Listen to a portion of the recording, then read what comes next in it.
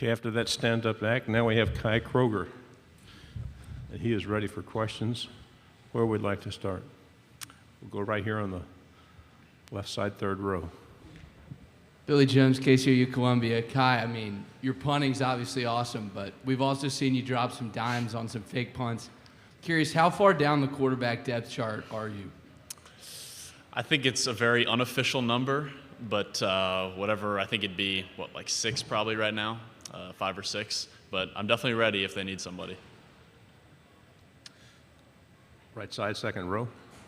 Kai, Joe Tessitore was talking on SEC Network the other day and saying Pete Limbo is the best special teams coordinator in the country. What does that look like on a day-in, day-out basis for you guys dealing with him so much, and what makes him such a good coordinator for you guys? I think it's honestly how much time he puts into it and how much he cares about it. You know, I've been around a lot of people that maybe have pushed special teams to the side, whether it was high school or my first year in college, maybe it wasn't as much of a focus. But with Coach Limbo and Coach Beamer, they make sure it's a focus, and you've been able to see it impact games as much as it has. So it gives us a lot of confidence that we know that our coaches care so much, and we also see how much he does. I mean, he's in the building, probably more than anybody almost, always scheming up something or asking us what we think about something. So we love that. Left side, second row.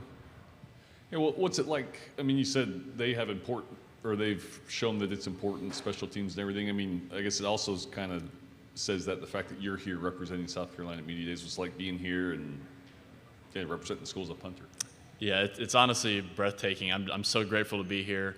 The fact that Coach Beamer viewed me as somebody that is a leader of this team means the world to me, and I try to just carry that with myself every day. That guys will listen to me. I've been here now. This will be my 4th year, so I've seen what not to do and I've seen what to do. So I try to give my input whenever I can. Last year, you guys beat Texas A&M for the first time ever. I mean, just what was kind of that like, and how are you looking forward to playing that one again? Well, pretty much, obviously we had confidence going into the game, but obviously the opening kickoff, Xavier returns it for a touchdown, and from that moment on, we're just full steam ahead. But yeah, I didn't realize that we hadn't beaten them since their entrance in the league. So after hearing that, it's kind of like wow, it's really a big deal. And they've beaten us pretty bad in the past, so it's nice to kind of get back at them, and like that's another game where special teams is a big deal. Go on the road.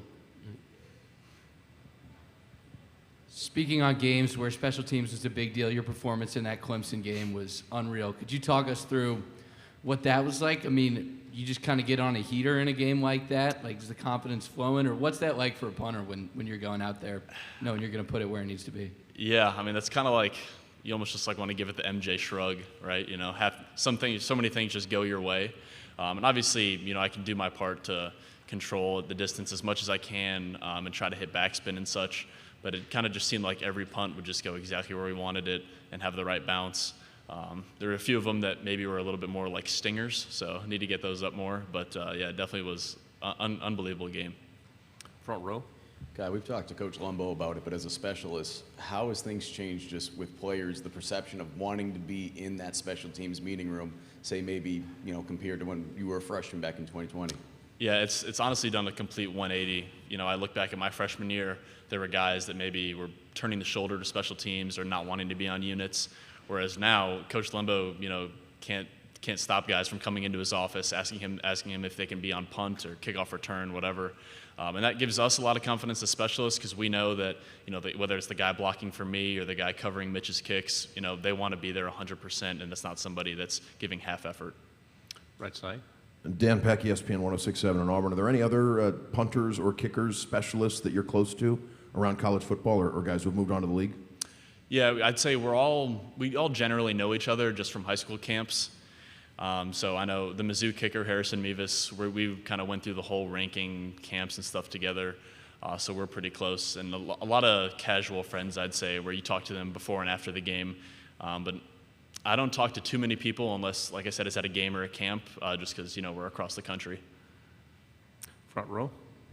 Chris Farble in KCOU 881 FM in Columbia.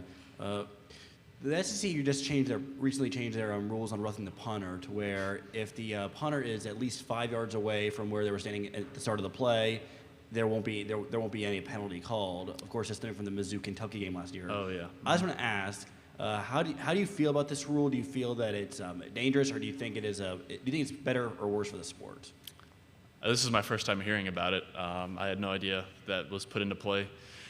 Obviously, that the instance that we're talking about between Kentucky and Missouri, that was, like it happens once every few seasons maybe, but it's severe. I remember it happened to a Buffalo punter a few years ago who I knew.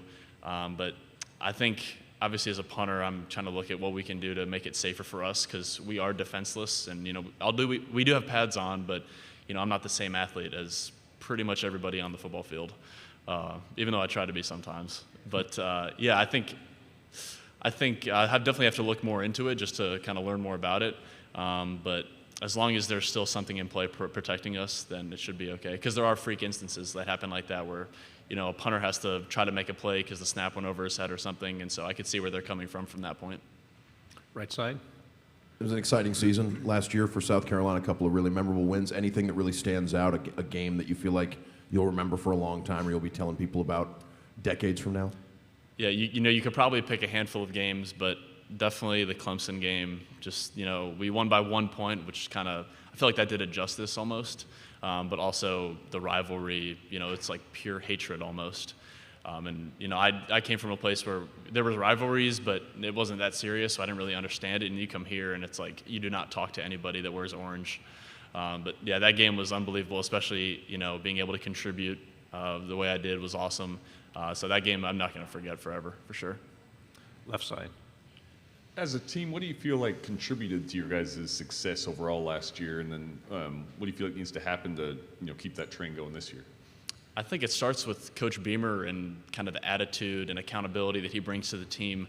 Because once you have guys that are bought in, and it's the little things that you wouldn't think of, showing up on time, parking where they're supposed to, cleaning up their locker.